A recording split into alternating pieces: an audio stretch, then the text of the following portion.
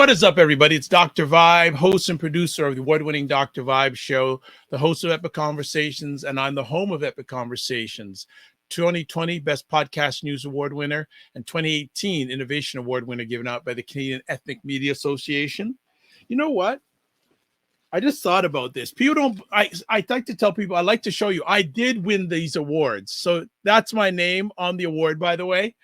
So you know what? My major mentor said, don't tell people what you do, show people what you do. So there's one of my awards, family. All right. So yeah, 2020 Best Podcast News Award winner, 2018 Innovation Award winner given out by the Canadian Ethnic Media Association. I also co-host and co-produce the only online show in the world for dads and fathers. It's sponsored by Dove Men Plus Care. And as always, I like to say you're blessed, highly favored, a magnet for miracles, and the solution for someone's problem. And just a few housekeeping rules before we have this friend to the Dr. Vibe show. He's appeared on one of my other shows, but this is the first time he's on the Dr. Vibe show. So let's get it down. Please subscribe to the Dr. Vibe show on YouTube and hit the notification button. So subscribe and hit notified. Also, notification, sorry. Then also follow the Dr. Vibe show, Facebook, LinkedIn, and Instagram. And if you are ever interested in advertising your business, product, or service on this platform or any of the platforms or conversations I host, email me, dr.vibe at the drvibeshow.com.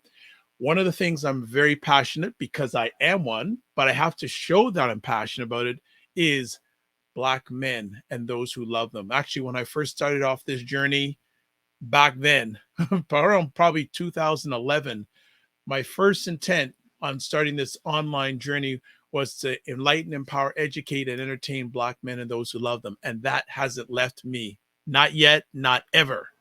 So that is significant with today's conversation, because we have a friend, not a new friend for me, but for you all, David Griffiths, who's the founder and chief executive officer at Brothers Who Care. He's going to share a little bit of what that organization does. And also, we got a big event coming up this weekend, November 4th. So welcome to the Dr. Vibe show, family, Mr. David Griffiths. What is going on? Hey, thanks for having me, brother. No problem. The Listen, pleasure's mine. yeah, the last time I was on your show, I was talking about doing the hard work, and you corrected me and said, listen, it's not even about the hard work, it's about the hard work. And so that's become my mantra. I love that. Thank you so much. Well, I make suggestions. I don't tell people what to do. I just make suggestions. Because if I tell people what to do and it's wrong, I get it. So I just make suggestions and I let them do their thing. So we're on speak on Halloween night. How was trick-or-treating with the young ones? Hey, boy, it's cold out there. Like I was looking at my phone on the Weather Network app and then seeing snow. I was actually yesterday speaking with Live, Canada's Minister of one of the portfolios she has is diversity. And she says she took a plane from Brampton to Ottawa and it was snowing in Ottawa. Yes, I said, keep it up there. Keep it up there. Yeah, we don't want it down here, right? No, but it's not playing, But it's coming. brother. It's coming. coming. Yeah, we live in Canada, so we gotta take all the good and the bad with it. But I shouldn't even say good and bad, Well, just you take it. We just take it. But what, 2.5, 3 weeks ago, David, I was in shorts. Talk about 2.5. I mean, a week ago, there was one day last week that was nice. Last week. Yeah. Like even on Saturday, it was nice. I was outside cutting down some trees and things. Next day, I go, what? My goodness. The weather don't play. No. Apologize to no one. Not at all. No, does not play. Well, I know we have a limited time with you today because, family time, and there's a lot of things coming up with this event on Saturday. So can you just give a little bit of background about yourself and also, a little background about the Brothers Who Care organization? Yeah, absolutely. I mean, I like to say, boy, I'm a little young boy from a little parish, little city, little town in Jamaica called Manchester, and came to Canada and really took all the values and all the things that my mom instilled with us at an early age and came to Canada and really embraced Canada as home. And, for me, it's about charting the path. And as a Black man, the reason I started Brothers Who Care was really to create a platform for Black men to embrace, to network, to share, and to really create a space where opportunities can be talked about when they're not in the room, right? And we started that back in 2019, really out of an essence to kind of say, how could we contribute by pooling resources? And in the course of a year, we raised and donated $27,000 to like 4 charities. Huge impact, Wow. you know? And that's just the Wow. power of one, like my $100 combined with yours, combined with another man, combined with another man. And then all of a sudden, you know, we're pushing and making big impact. That's fantastic. Let me ask, what was the first big win in your mind with the organization? Because that's a great thing that you achieved, but were there wins before that $27,000? Yeah, you know what? So here's a story. I was in the hospital, just did a surgery, and my best friend came to visit me, and I'm like lying on the bed. And I had gone to a couple fundraising organization by these organization called 100 Who Care, right? So I think it was first started in Michigan, and then it kind of spread across North America. And there's in Oakville 100 Guys Who Care. And I went and I looked at the demographic and I didn't see any representation of folks that looked like me. But I love the concept. 100 people get together quarterly, they put $100, and then they aim to raise $10,000 and donate to charity. So while lying there, I said, listen, you know, like it's like you're kind of reminiscing, right? And you're like, life is so short. I want to start something like this in the Black community. I remember this was about October, and he was like, hey, you know, like you should focus on getting better. And I remember it was probably just before New Year's, the end of that year. And I started to create a WhatsApp group. Just everybody who I found. And I probably had about 60 guys in a WhatsApp group, and I created the group and I just called it Brothers Who Care. I think I called it Brothers in the Six Who Care. And I fell asleep because I was putting my son to bed. And the morning I woke up, someone pinged out and said, what is this, bro? Right?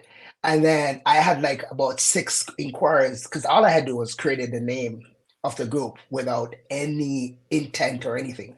So when I woke up in the morning and I saw all those reactions, I'm like, damn, I gotta jump on it, right? So Mhm. that day, you know, I just said, imagine 100 guys getting together, imagine the possibilities, imagine the impact, imagine the changes that we could have. And it just resonated because when I put that message out there, the feedback was just incredible throughout the day. Folks was like, "Oh, this is great! Like I'm down. Call me in." Right. So for me, that was a big win because you put an energy out there, and that energy was resonated. Right. Nice. So you formed this a little bit before the pandemic. Yeah, like I would say that the idea started maturing in 2018, and then it went full-fledged 2019. Okay. Mhm. So a few things. How did and you've got a great lens, and people like yourself and myself have these sort of lenses. How did how has the pandemic, during the pandemic and post pandemic, impacted Black men through your lens, Black men that you associate with and the ones you help and assist? So prior to the pandemic, we saw this incredible benefit of just men getting together in a physical space and bonding, right? And there was this momentum that we had post pre-pandemic. And when the pandemic hit, it was almost like, damn, like what are we gonna do, right? I won't even talk about what the outcome of the pandemic, but you know, one of the things that we realized that we needed to start do was men were still like missing that aspect of just getting together. So we started doing these Saturday morning talks, right? Just a medium to vent, to voice, to talk about your opinions and thoughts. And one of the incredible things that came out of that was that we did one session that we were just talking about mental health. And the response to that was incredible. And after the session, I was getting messages from folks to say, hey, you need to have a platform where Black men just come together to talk about mental health, impact at home, families, work, the pressures of being a Black man, expectations, not living up to the expectations, and all of these, and the pressure that we put on ourselves. And eventually, what we launched out of that was something called the Mental Health Hour. And the mental health hour is incredible because it's a monthly talk series specifically reserved for Black men, mental health, and how that impacts our lives. And it's shown just incredible results, incredibly engagement. And that's so powerful. But it also gave birth to the organization as it exists today. And then I could talk more about that, but I just wanted you to kind of sit on that comment around the mental health hour first. Well, it's interesting. It's interesting to see how much mental health has become part of the forefront of Black men's journey. And I myself experience a lot of Black men who are more open to chat about it on one of the platforms that I co-host. Well, I co-host a program called The Morning Vibe. We have an incredible Black gentleman who's a Black psychotherapist, and he's actually done talks all over North America. Mm, And whenever he comes on, the numbers just go crazy. yeah. The numbers just go crazy. People are waiting. Think about a smart Black man who has the voice of James Earl Jones. Like the first time he came on, David Archer, people went, "What? Yeah, What is this guy?" what? So that is someone, if you want someone who's at their top of their game Yeah, in Black male psychotherapy, and there's not that many in Canada. yeah. What's his name again? David Archer. If you want an David introduction, Archer. I can do that. And or Oh, what I can do is I can send you some links to the conversations on the platform. He's at the top of his game. He's at the top of his game, big time.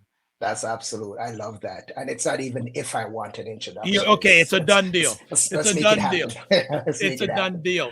So, what have you seen with Black men post pandemic? Yeah, so I think that the pandemic, like if you look at the way we work, it's significantly changed how we work and how we show up. And I was reading some stats the other day, which was pretty interesting, where and now I'm going to talk more about the younger Black men, right? Sure, Young, sure. um, 20% of young Black male are not in education or training, right? So when you think about that, you think about developing who you are as a person, as a citizen, and making your mark on this world. You look at, are you in the trades? Are you in some sort of training program? Are you further in your education? And 20% of our men are not even in that category. So then you ask that question like, so what are they doing? Where are they? Yeah, yeah. What are they doing, right?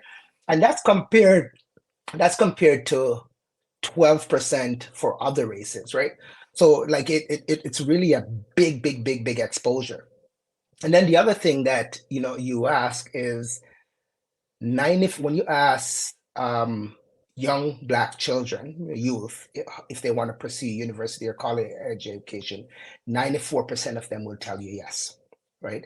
The reality though is only 34% of Black females actually do it, and 17% of Black males. So Black males are falling behind significantly. They're not pursuing education, they're not in training.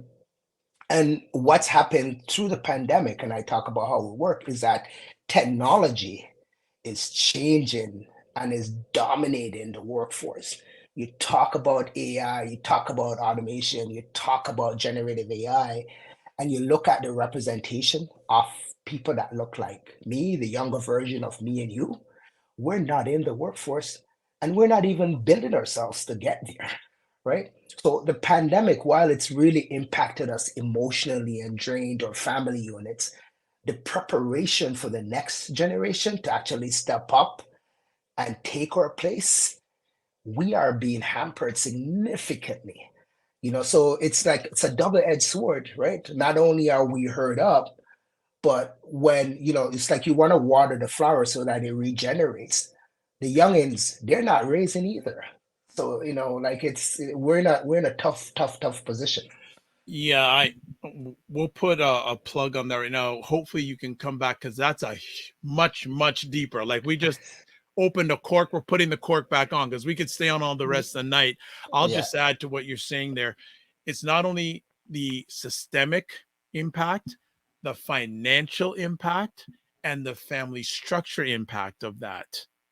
is huge. It's huge. It's It's huge. huge. I'm a firm believer that every success should have a successor. Right. I'm concerned that in our Black families, what's the successor going to be? Is there a successor, and what's the success going to look like? Right. Right. But that's a whole other conversation for another day. What we're going to do is we're going to take a very quick break, because when we come back from the break, we're going to talk about this big event that's coming up this Saturday, November 4th. Big event, but we're going to take a little 90-second break because David needs a break because he was trick-or-treating. He wasn't dressed up. His kids were, and he needs to just a little bit of a pause. So we'll be back in about 90 seconds. Hold tight. Keep it locked.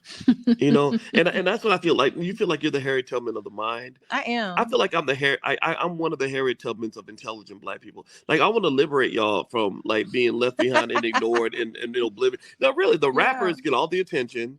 Seriously, does anybody else feel this way? Like ignorant Black people, they'll be all up, getting all the headlines on the Shade Room. Overly sexualized Black folks. Like the twerkers and the just people that don't always represent the best of us. The diversity.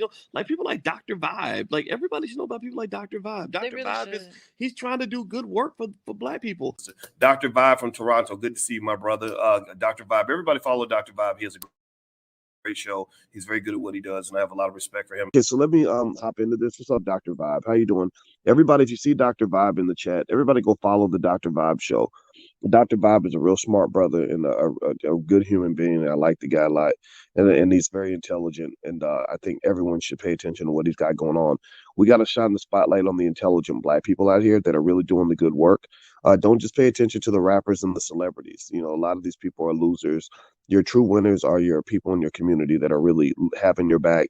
Helping us to have stronger families and a stronger community. So Dr. Vibe is in that category. So you might see the Dr. Vibe show in this chat. If you see him, please go follow him. Okay. All right. So anyway. As always, big shout out to two mentors of mine, Dr. Boyce and Dr. Alicia Watkins. You're watching the Dr. Vibe show live on Halloween night 2023. We're blessed and highly favored to have David Griffiths, the founder and chief executive officer of Brothers Who Care. We had a highly intelligent and deep first half of the conversation. We're going to flip a little bit because there is a big event coming up this Saturday that his organization is putting on, the Care Leadership Alliance retreat, November 4th. It's a leadership retreat designed specifically for Black men. There is the link if you want to find out more about it. I'm also going to share it in the comment section on whatever platform you're watching, whether it's live or on the replay. It's going to be there. But let's find out a little bit about this event. How did it come about? Okay, sorry. So before I talk about how it came about, I'd be remiss if I didn't just explain the platforms for Brothers Who Care. So I initially started talking about mental health. So we focus on mental health, specifically on Black men and how we experience mental health and how we interact. The second component and what gave birth out of the mental health hour is a program called I See Me, where we teach young people how to invest in the stock market. And we actually have them trade on a stock market game that is a virtual representation of the real stock market. And young people actually win money to contribute to their education savings plan. To date, over a 2-year period, we have donated $27,000 to education savings plan for young people. Just incredible. And then we run another program called Leg Up that's kind of focused on entrepreneurship and building professionalism. And we teach young people how to establish and then strive to realize big goals that they set. So we've had young people bought houses, got job promotion. That program is called Leg Up. It stands for Learn, Earn, Grow, Utilize, and the Psychology of Money. And so those three platforms tied back to this platform called I Am. And I Am is really looking at Black male and how we bond together. So it goes back to our grassroots and how we started. The concept of collective philanthropy, but it's really looking at how do we build capacity as Black men? How do we drive confidence? How do we drive togetherness? How do we drive solidarity? And so, I talked earlier about we had these quarterly sessions where we meet up and we pool our funds and raise some money. This idea of having a retreat was to take us out of our everyday lives and put us in a space where we're just surrounded by positivity and we could just build and reason and just do incredible things. So care leadership development, we have different themes, but this year we're focused on really self-development. How do you build capacity of self, right? And so it's this incredible one-day retreat. We go to Niagara and we selected the Niagara region for a specific reason because it has such a rich history of Blacks coming into Canada from the US through the Underground Railroad. And so we're going to go down to Niagara. We leave early in the morning. We're going to build great vibes on the bus. We're going to do a session on mental health. We're going to do a live stream mental health hour. Men will get an understanding to start to correlate and to build relationship with each other.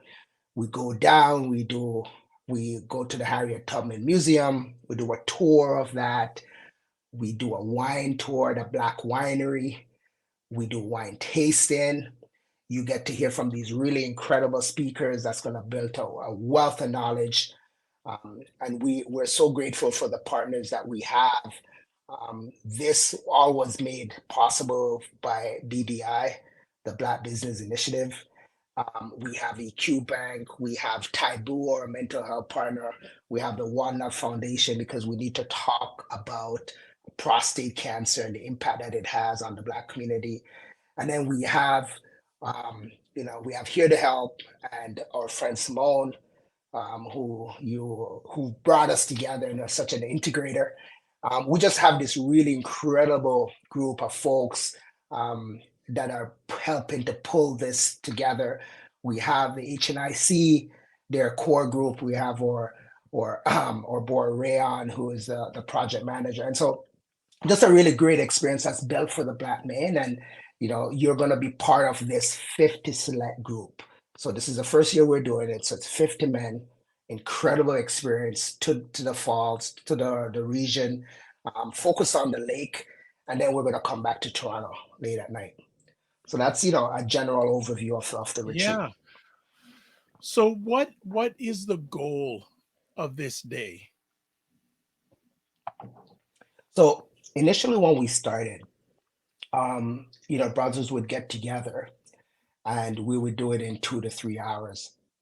And, men would walk away and say, man, this was incredible. And I can't wait to do it another time. But between the time that I wait and the time that the next one happens, how do we stay connected? Right. And so what we're doing for the goal of this is to really create a platform where men could have an extended time to bond with each other and to actually really share with each other over a period of time. So that's goal number one.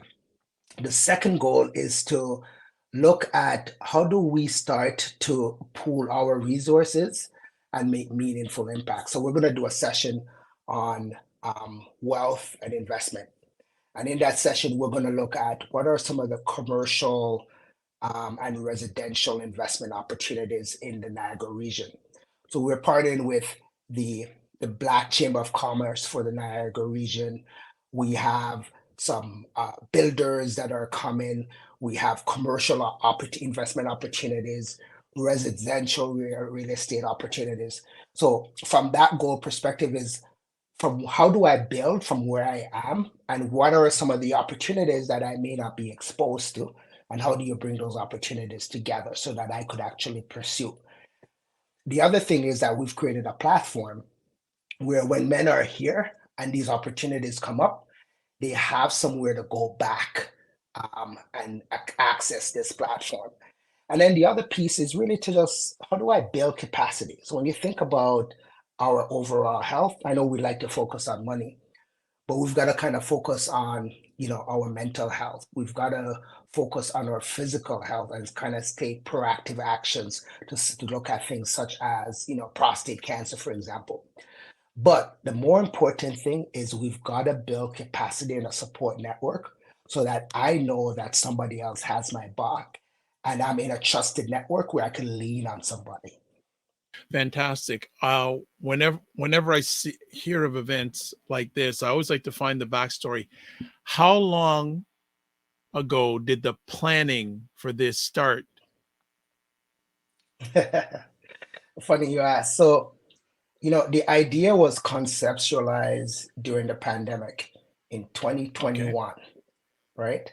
And so we put a proposal together that we submitted to the Black Business Initiative, and it's been percolating over time, and we've tweaked and planned. And initially, we wanted to do an overnight retreat, but due to financial and just capacity constraints, etc., we kind of dialed it back and said, hey, out of the gate, we're just going to do a 1-day retreat. So this has been in the making for a while, right? But the essence of it is that we're creating a foundation that we could build on. And what we're looking for is this is going to be a yearly men's retreat where we're taking and we're kind of looking at who is the target audience. So it's men 25 to 55. And we talked about earlier some of the challenges that we're seeing in our community. It's creating that intergenerational connection between those who are coming up, those who've made it to a certain extent, and those who are looking to give back. So it's kind of really creating that intergenerational connection amongst men. Like what I'm hearing a lot. We don't got a lot of time. So let me ask you, what went into picking the specific workshop or communication or facilitation topics? How were those decided upon? So, we have 6 things that we're focused on, leading self, leading others, leading community, um, leading from a commerce standpoint.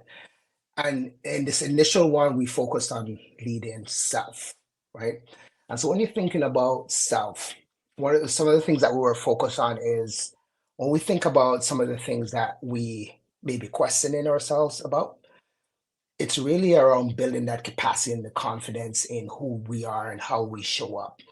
And so focusing on overall wellness, focusing on our mental health and our overall what was a core piece to it, and that needed to be part of it. But we talked earlier about the impact on the stats that we shared that it has on our families, and you talk about our finances. That's kind of where the financial workshop piece comes in. And then the other core piece is just we cannot really understand who we are until we understand where we're coming from. And so that's kind of where the cultural integration piece comes in, because we've really got to understand our cultural ties. And the best way for us to understand these cultural ties is how we connect and relate with others who could share experiences and help us to realize that we're not alone, right? And questions that we may have, that collectively, when we put our minds together, all of a sudden those questions become answers. It's very important, the health piece. And I just want to, the lens I come from, wealth is not just monetary. And for me, the greatest area of Black wealth is the Black family. And wealth is not only just measured in money, but also resources, talents.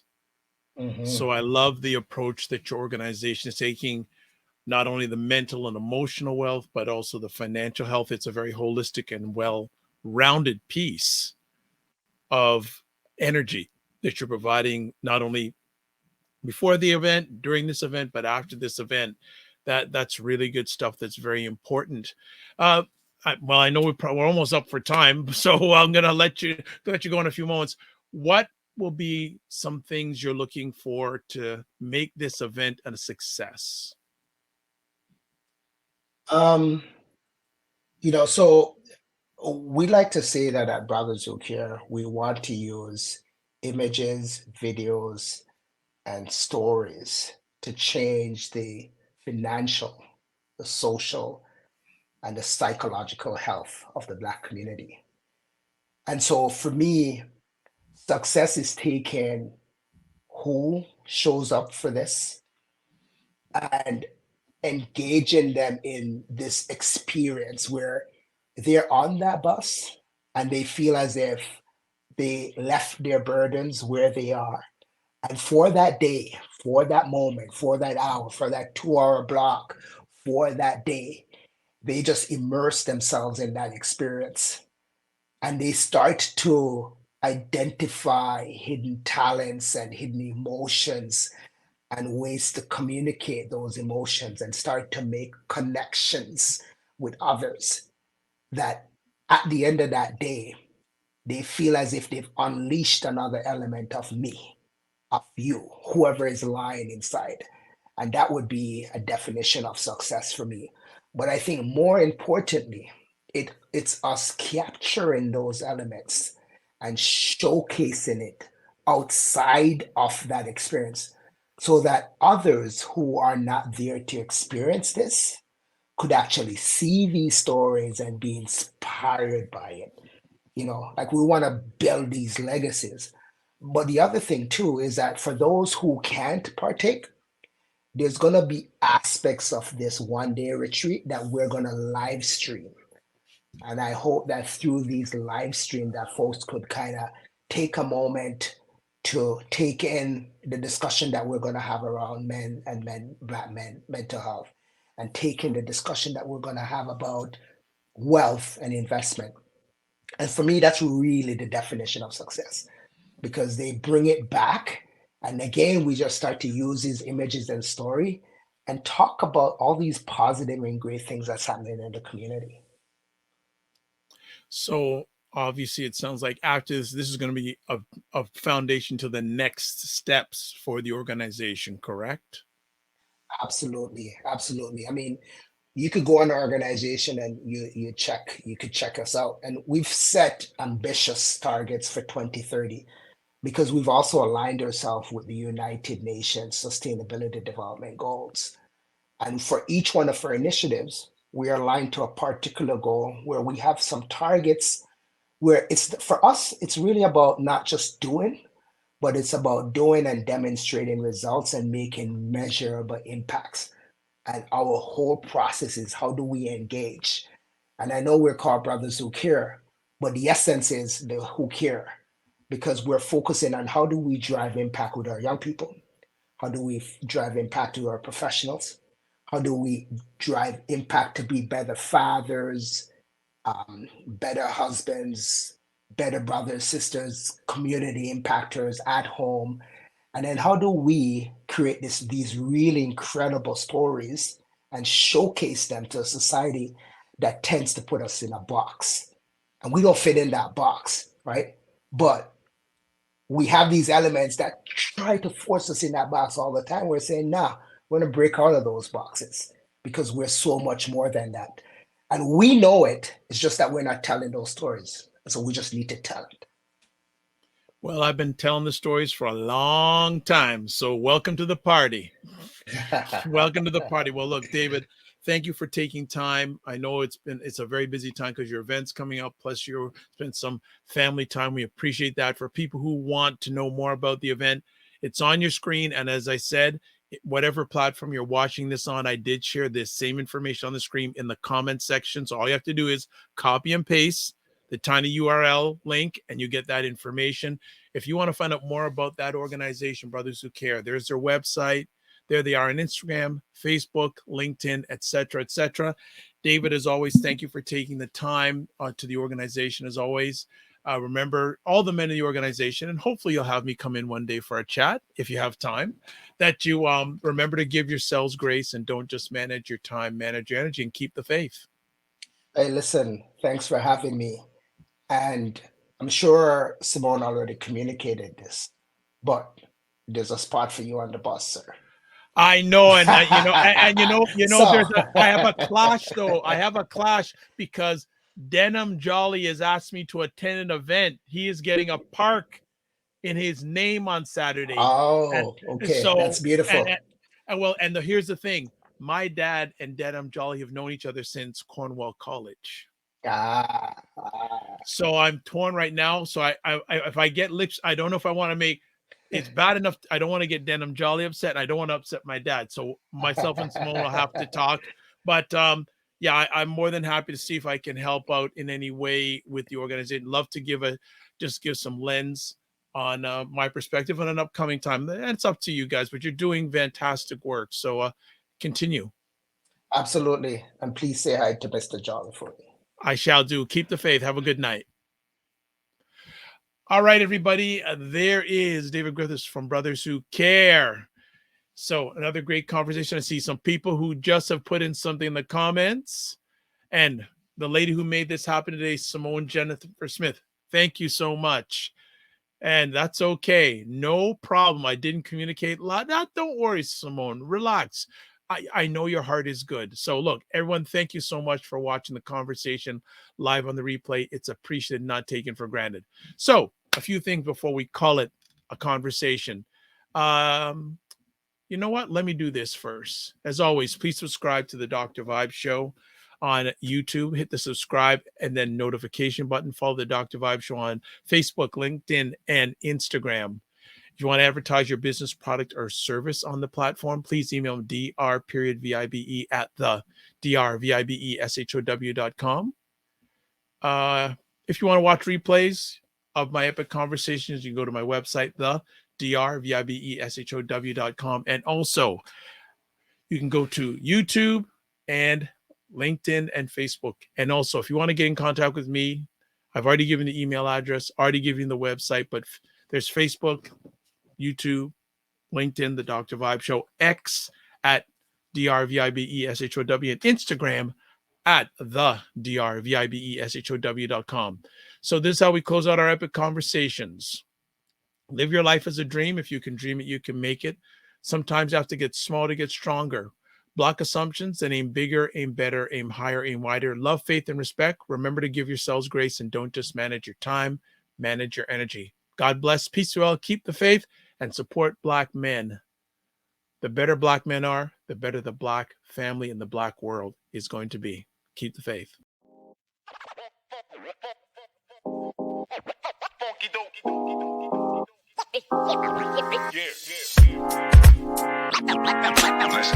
Yeah.